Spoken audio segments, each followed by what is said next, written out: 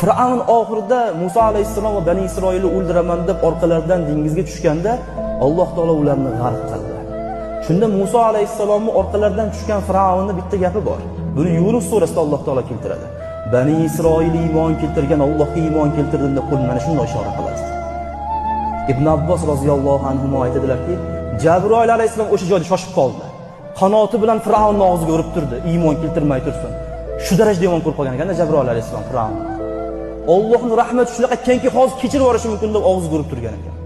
Tavba qilib olmasin shuda. Qarang, buni tafsir irfonda kelibdi. Ochib qarasanglar shu ma'lumot turibdi. Ibn Zahhok aytadilar, Jabroil alayhissalom Fir'avnni yomon ko'rgandek biror bir insoniyatni yomon ko'rmadi. Shu darajada yomon ko'rdiki, Robbisiga, ya'ni Jabroil alayhissalom Robbisiga o'zini teng qilgan Fir'avnni iymon keltirayotganda Jabroil alayhissalomni og'izlaridan chiqqan gapi Rasululloh sallallohu alayhi